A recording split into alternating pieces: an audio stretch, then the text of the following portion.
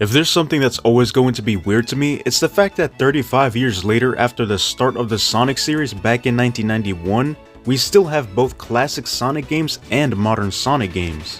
I say it's crazy because of the fact that many people thought that once modern Sonic came out, that was the Sonic that everyone would get used to, but no, Sega still wanted to keep that same nostalgic feel for the character and make separate games, to where now we can share and have both 2D classic Sonic games and 3D modern Sonic ones.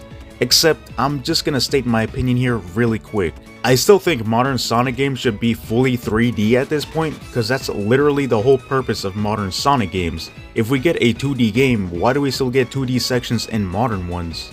That's just something I'm never gonna understand, although they did fix it in Shadow Generations, kinda, but that's another story. Today I actually wanted to talk about how classic Sonic games tend to succeed a bit more rather than the modern Sonic ones, as they have a history of not being all sunshine and rainbows.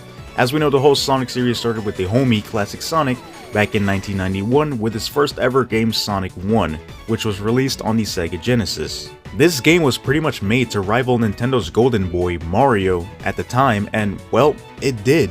People loved its gameplay and even wanted a sequel once they finished it. It was a simple, fast-paced platform game that got the job done, so then we proceeded to get many other classic games after the success of the first game. The game even sold over 15 million copies, which is still one of the best-selling Sonic games. We then proceeded to get Sonic 2, Sonic 3 and Knuckles, Sonic CD, and people just loved them due to the core gameplay, and the stories back then were just overall better. Fast forward a couple years later and we get the adventure games, which were actually received pretty well, and people still love those adventure games till this day.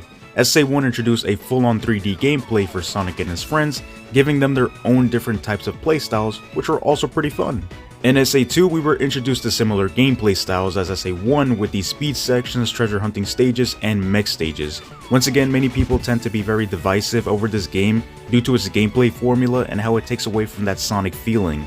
But nonetheless, both these games were received pretty well by the fans. This was the point where we focused on 3D modern Sonic games, and we had games such as Heroes, 06, Unleashed, the storybook games, and let's just say that they all implemented different gameplay formulas, where it just didn't feel stable like the classic Sonic games. See, I think the main problem here was that Sega wanted to play around with different formulas for these games, but ultimately just made it worse in some cases, giving these games such low scores based on IGN.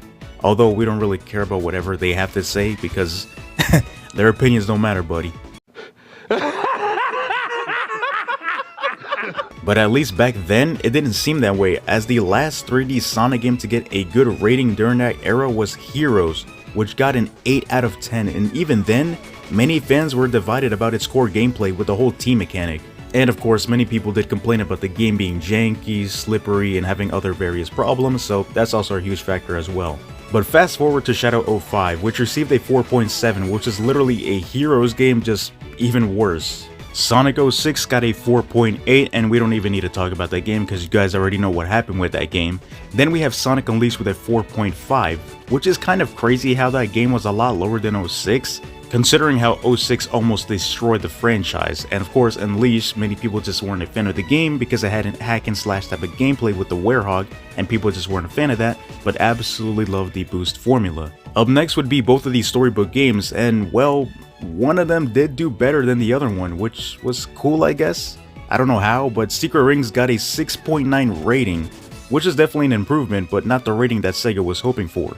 I really don't know how this game got a 6.9 considering the whole motion control thing, and many people just were not a fan of it. And unfortunately for Sonic and the Black Knight, it got a 3.9, which was a huge shock to me because I thought this game was a huge improvement over Secret Rings, but this is why we don't trust IGN. This really was a sad sight to see, considering all these games nowadays are considered to be one of the best or just good games. Back then, these games were just atrocious to many fans. At least after the amount of pain that many Sonic fans had to go through, Sega finally found their footing and gave us Sonic Colors, which at least got an 8.5 and gave hope to the Sonic community. Sonic Gens released right after and people absolutely loved it, but then we forget that we are in the meta era, so Sonic Lost World comes into the picture and once again changes its core gameplay. Well, what did this game do? It removed the whole boost formula that was going on here and got a 5.8. What went wrong? It's all about the gameplay formula and loop. Sega always wanted to try something new back then, and I feel like they kind of feel comfortable with what they have established with Frontiers, although even then, they still added new ideas with the open zone, and maybe even an open world setting for its sequel. Going back to the classics, we can just see the amount of positivity and love these games get compared to 3D modern Sonic ones do. I feel like Sega tends to play it safe with classic Sonic games, as they know they could just repeat the same formula and people will just love it. For example, Sonic Mania was a success due to it being very similar to Sonic 3 and Knuckles, which is also a fan favorite. But then Superstars releases and they wanted to do something a little bit different, which took away the flow of how Sonic games felt and played, but at least it still felt like a classic Sonic game. To be completely honest, this all came down to creativity and ideas they had for modern Sonic, which did damage him at times, but somehow he always got back up on his feet. As for classic Sonic, I think it's safe to say that the formula may never change, and it will always be a blast to relive those nostalgic days of when the original games were released. Can you just imagine a world where we never got the chance to see how a modern Sonic game turned out to be, and would only have 2D Sonic games? Would they all be a success? Would fans get bored or tired of them? We will never know, and we have to be grateful that we still have both types of gameplays and formulas.